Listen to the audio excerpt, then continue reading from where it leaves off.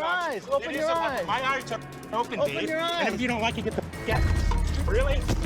Yeah. Ready? Really? That's it. That's it. Is that the way it works? From fan favorites to forgotten faces, Storage Wars stars have come and gone. But what happened behind the scenes? The shocking reasons why so many vanished may surprise you. The machine that keeps moving. Storage Wars looks simple. A lean sale, a doorway, a fast chant. But behind that simplicity is a production that has to stay fresh to survive. Casts rotate. Seasons pause for retooling. Storylines shift to make room for returns and spin-offs. An hour of television is a puzzle made from hundreds of small choices. When those choices change, the face count on screen changes with them. The first reason disappearances multiply is structural. Reality shows live on scheduling, format tweaks, and contractual cycles. Increase the episode length, and you might feature fewer buyers more deeply. Shorten it again, and you spread the screen time differently. Bring back a lightning rod personality from early seasons, and the camera inevitably lingers there. No conspiracy required, just production reality. Then there is the business under the story. Buyers are independent, with shops to run, storage auctions to chase, and families to serve. A filming calendar is a gift and a constraint. Sometimes the life that made someone interesting in the first place needs them more than television does. That is when viewers read absence as mystery. Often, it is simply a scheduling decision that protects a life. Dave Hester and the lawsuit. You cannot talk about Storage Wars exits without talking about the day Dave Hester filed his lawsuit. The mogul said the quiet part out loud. He alleged producers planted items and staged elements for the story. The network denied staging and defended the show as protected creative expression. A court dismissed some of his claims early and awarded fees on that portion. Other claims were allowed to proceed later. The case ultimately settled, and Hester returned to the series. Here is why this matters for disappearances. The suit created a split that lasted through court calendars and negotiations. That gap read as a vanishing. It was legal time, not television time. When Hester came back, fans learned what the industry already knows. Reality TV is produced. The people are real. The work is real. The edit is a story engine. Those truths live together. The lawsuit did not cancel the franchise. It clarified the rules of the room. There is a second chapter to Dave's absence that many forget, because it is less dramatic and more human. In 2018, he suffered a hemorrhagic stroke. Recovery took years. It took rest, therapy, and patience that does not play well in promos. When he finally reappeared in later seasons, it was a comeback in the truest sense, not a stunt. Life resumed.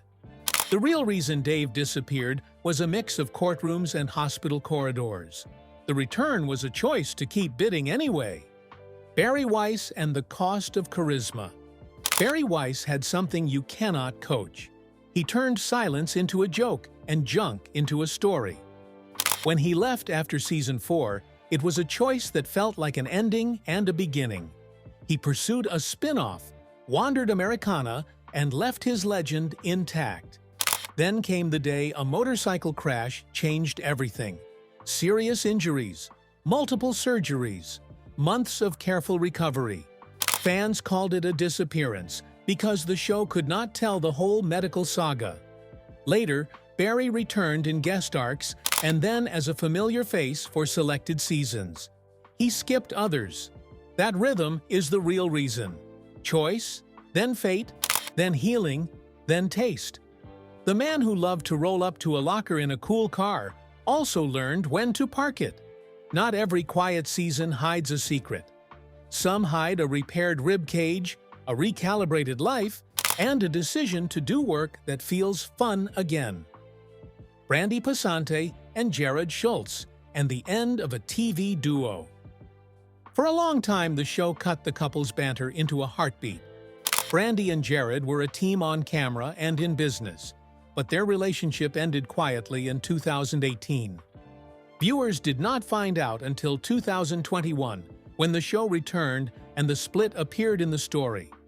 They began bidding separately, and the rhythm of the series adjusted around them. The off-camera reality kept moving. Jared was later charged with a misdemeanor domestic violence count connected to an incident with Brandy at a bar. He denied wrongdoing. Courts take time. Families take more.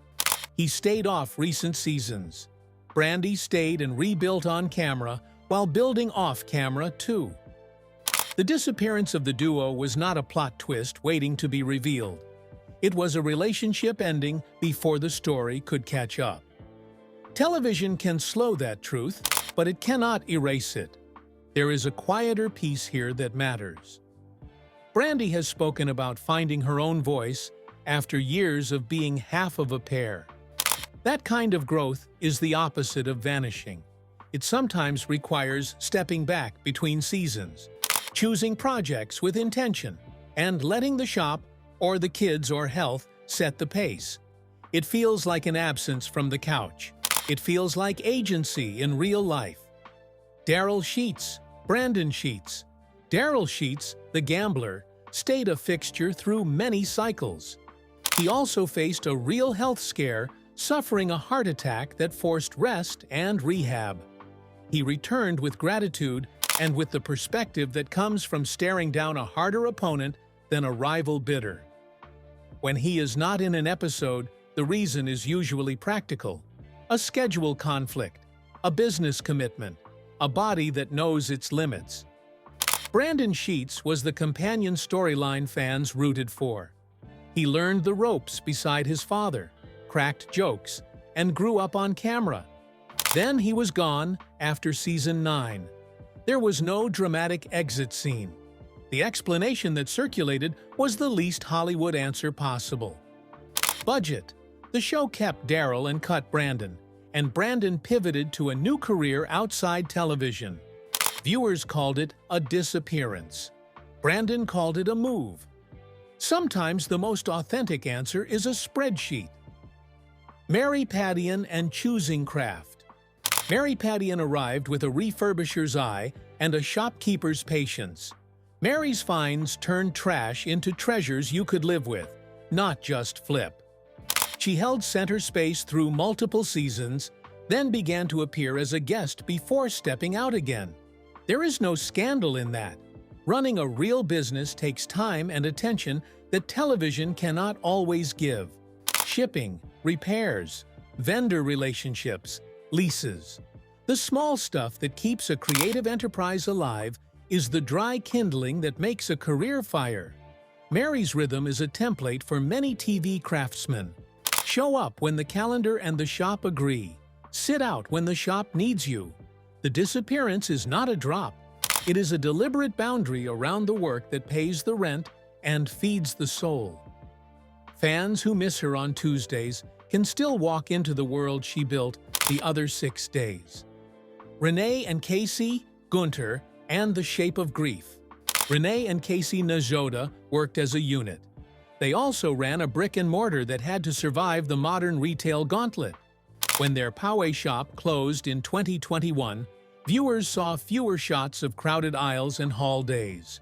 The couple kept bidding while adapting to a new business footprint that leaned harder into digital and wholesale. Then a silence fell that had nothing to do with television. Renee's father, Gunter, a frequent presence and fan favorite, died after a fight with cancer. The show cannot tell you the honest weight of a phone that will not ring again. It can respect it. That is what absence looks like from the inside. A chair stays empty for a while. Energy returns when it returns. Viewers might label that a disappearance. The truth is, a family mourning and a business adjusting around an empty space. Mark Borerlo and Holding Tragedy with Care. Mark Borerlo's story is not content. It is a loss. He appeared across early seasons, then died in 2013. When old clips resurface, Some treat the revelation of his death as a twist in a long-delayed episode. Do not. Respect demands we say less and mean more. If you are struggling, ask for help. If someone you know is struggling, reach out. Television cannot carry that weight for us. In the United States, you can dial or text 988 to reach the Suicide and Crisis Lifeline. If you are outside the United States, check local resources in your country. You matter more than any storyline ever could. Kenny Crossley, Ivy Calvin, Dan and Laura Dotson. One reason disappearances feel louder than they are is that we forget who stayed. Kenny Crossley graduated from Barry's sidekick to full-time buyer, serving humor and hustle in equal measure. Ivy Calvin anchored mid-era seasons with a straight-ahead style and a shop that delivered the goods. Dan and Laura kept the auctions moving, month after month, town after town. Their consistency hides a lesson. The buyers who match their businesses to the production schedule tend to stay visible. The ones who cannot or choose not to adjust drop in and out. None of those choices are moral. They are logistics, stamina, and fit. When you see a loyal face in season after season, you are watching a person whose real life and TV life found a workable truce. The pandemic gap and the reboot feeling. Timeline matters.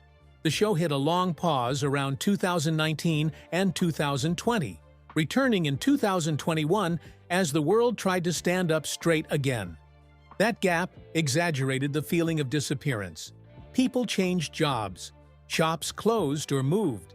Health took center stage in every home. When Storage Wars returned, it brought back some anchors, tried new mixes, and tested formats.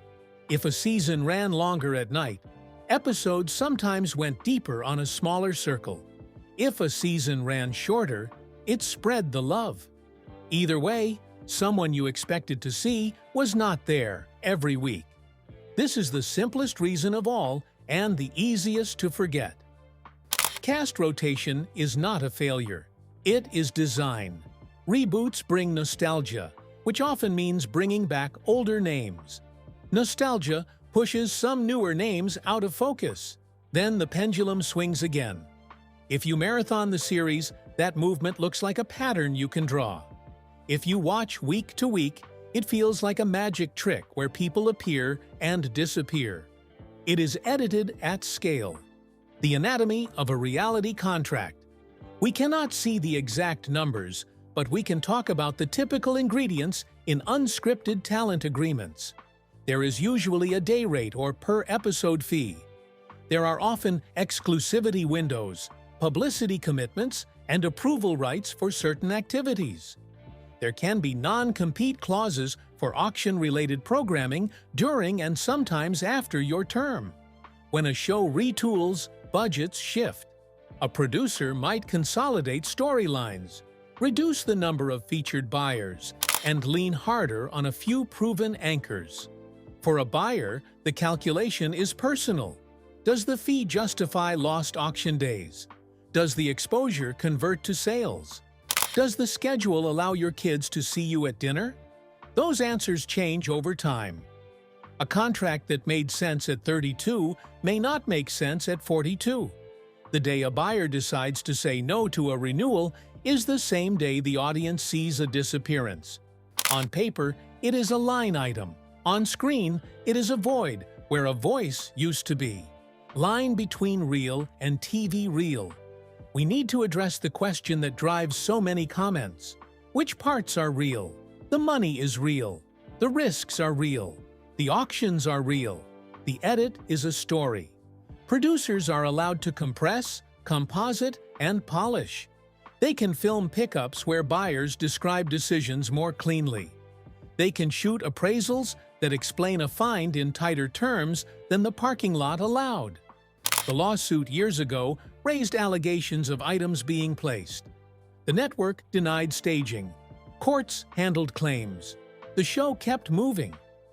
For our purposes tonight, the key point is different. Whether a locker came with a miracle or a meh haul, The person at the doorway has to live with the result. The business gains and losses are theirs. The energy required to keep driving and buying is theirs. That is why the wear shows, and that is why exits happen. Television survives on novelty. People survive on something steadier. When the gap between those truths grows, someone steps off camera. The Case Files. Case File 1. The Mogul's Echo. A man sues, vanishes, returns, then vanishes again for health. His catchphrase lives on T-shirts. His body pays a different price. Recovery turns into resolve. He reappears when he is ready. The story is not an indictment of a show. It is a portrait of a worker who fought to get his voice back and decided to spend it where he started. Case File 2. The Collector's Pause. A beloved character leaves on a laugh. A crash rearranges bones and plans. He comes back as a guest. He picks his moments. His legend grows, not because edits protect him, but because he knew when to take his foot off the gas and when to enjoy the ride. Case File 3. The Duo Redrawn. Two partners become two people. Work remains. Family remains. The show adjusts. The fan commentary shouts. The woman keeps going in public. The man chooses a quieter path. The real reason is not a mystery. It is life asking for different answers than television can give. Case File 4. The Gambler and the Side Bet. A father faces a heart scare and returns with gratitude. A son faces a spreadsheet and chooses a different field. Both stories are dignified. Both feel like disappearances because we were used to seeing them together. When they split in two directions, the edit cannot hold the bond the same way. Case File 5. The Shop and the Shadow. A couple loses a father who is also a character. The shop model changes. Energy recovers, then surges, then dips again like any grief wave. The camera catches some of that motion and misses most of it. The quiet seasons are not absent. They are respected.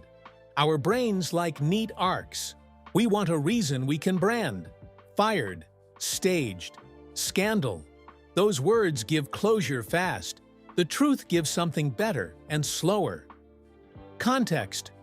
We are watching small business owners, parents, and risk-takers choose between the high of a viral episode and the calm of a life that works. Television can reward the first. Sleep and sanity reward the second. Producers do not wake up plotting disappearances. They wake up plotting ratings. The two look similar on the surface because fewer faces can create cleaner storylines. Meanwhile, the audience that grew up with a Season 1 cast imagines stasis. A decade later, stasis is the one thing life never gave this show. Some sellers retire. Some buyers relocate. Some stars step away to heal. That is not a mystery. That is the end of a good day's work. We promised suspense tonight, so here is the version that respects the people you care about. The next time a season launches and your favorite is missing from the premiere, do not assume the worst. Maybe they negotiated for guest shots later. Maybe they chose to flip units off camera for a season and keep their margins to themselves. Maybe a doctor told them to rest. Maybe someone they loved needed them more than we did. We keep our suspense in the right place by remembering that every disappearing act has a human at the center. That human is often doing something brave that cannot be filmed. Saying no. Saying later. Saying, I will come back when I can give you my best. The cliffhanger is not a scandal. It is a choice being made behind a real door in a real house. The storage economy shift. To understand disappearances, you have to understand how the storage auction economy changed. When the show exploded in popularity, crowds at auctions doubled and sometimes tripled. Facilities that used to see a handful of regulars suddenly saw caravans. Prices spiked because beginners bid emotionally. Units that once turned profit at $300 closed at $900 or more. Margins got thinner. Veterans adjusted routes. Some stopped attending highly publicized sales. That change alone explains why a familiar face might show up less. The math no longer worked every single week. Then came the online pivot. More auctions shifted to hybrid or fully online listings, especially during and after the pandemic era. That reduced the number of on-camera opportunities in certain markets. You cannot film unpredictable hallways when the bid happens on a website. Some buyers embraced online flips and shipping from warehouse spaces. Others preferred the rush of a live doorway and chose to wait until that returned. The camera followed where it could. When it could not, people looked missing. In reality, they were working in a slightly different lane. Invisible work. Viewers love the appraisal scenes. They are clean. They translate mystery into money. What you do not see is the time between. Finding the right expert, arranging access, transporting delicate items, negotiating a percentage when you consign. That entire chain is work that does not always film. It is also the kind of work that keeps a buyer solvent. Some cast members leaned hard into that behind-the-scenes grind, which made them less available for the next shoot day. Edit a season, and you will naturally spotlight buyers whose schedules sync more easily with filming windows. There is another truth in the appraisal world. Specialties matter. A buyer who knows vintage audio will shine when a unit yields turntables and tube amps. A buyer who knows mid-century furniture will shine when a locker yields teak credenzas instead of dusty toys. Rotate the kinds of units you feature, and you rotate the buyers who look like heroes. That rotation can feel like disappearance. It is sometimes just the physics of expertise meeting the luck of the draw. Rotating auctioneers. The show is anchored by familiar auction voices, but there have been seasons with rotation and guest auctioneers. Travel and permits matter. In some regions, filming is simpler. In others, paperwork takes longer, or facilities are less open to cameras. That logistics map shapes who appears. If a regular buyer lives an hour from the filming cluster, you see them often. If they live 4 hours away and have a shop to open the next morning, you see them less. As the series tested new hubs and schedules, faces ebbed and flowed. What looks like a narrative decision is often a map decision. Fuel, crew, and calendars decide more than fan theories do. Fame is delicious and corrosive. Some cast members embraced social media and built loyal audiences. Others stepped back because attention comes with a tax. DMs change tone. Kids get recognized at school. Strangers feel a little too familiar at the grocery store. When a buyer realizes the quiet part of life is shrinking, a season off feels wise. That pause reads like disappearance. It might be self-defense. Burnout is real. Storage buying is early mornings, heavy lifting, dust, mold, and occasional hazards. Television adds 50 more conversations, 3 more angles, and a travel day wrapped around it. The recipe for staying visible is the same as staying healthy in any high-exposure job. Boundaries, breaks, better shoes. When you watch a buyer fade out for a while, remember that a life was preserved so the person could come back at all. Entire crews spend months turning chaotic days into clean episodes. That process takes ruthless choices. A funny interaction might get cut to favor a clearer storyline. A big find can eclipse 3 decent ones. If a buyer has an off day or a neutral haul, their segment might shrink or vanish for that episode even if they were there. String a few of those edits together, and fans think a person disappeared. The person might have been on set twice that month. The locker did not tell a clean story.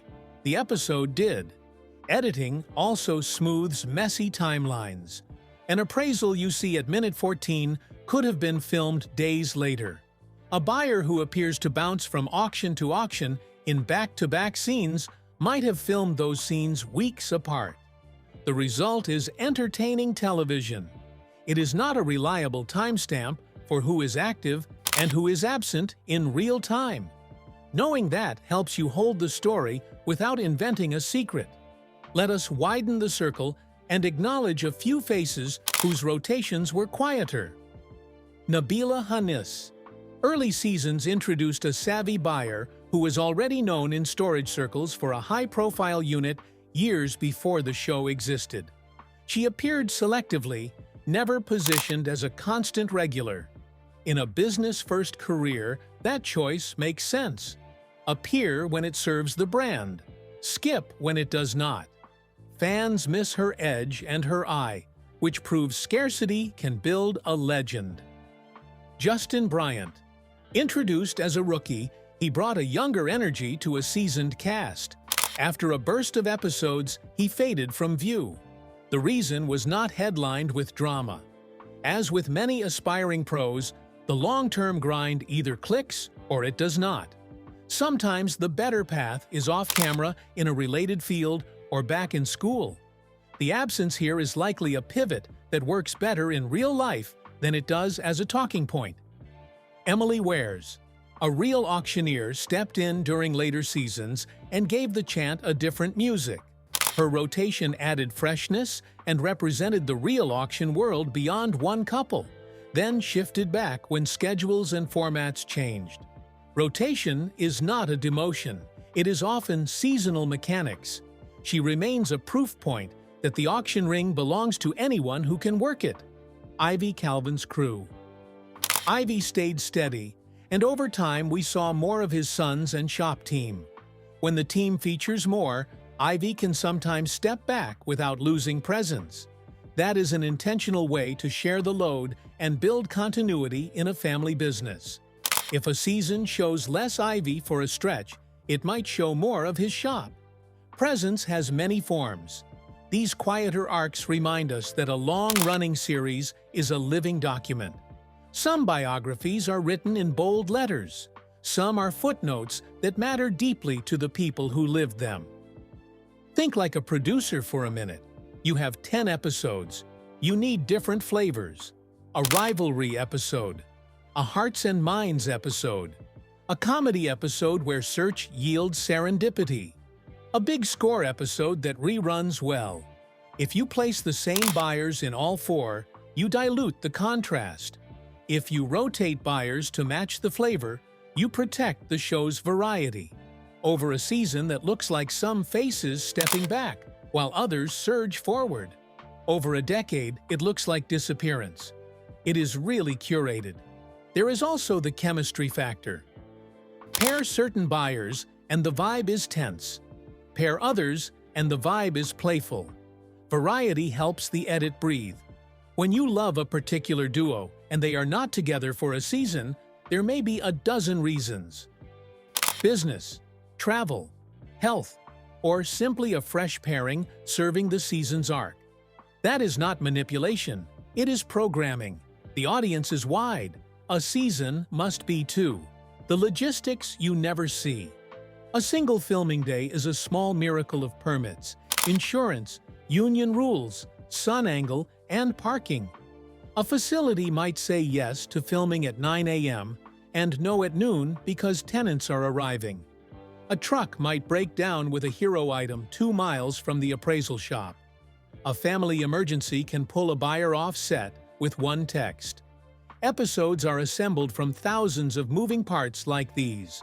When the machine reroutes, faces reroute. With that in mind, the wonder is not that people disappear. The wonder is that anyone appears consistently for years. Location matters too. Southern California's dense cluster of facilities made early seasons easy to schedule. As the series explored new towns, the distances grew. Local buyers got more chances. Distant buyers got fewer. That is not a snub. It is a mileage reality.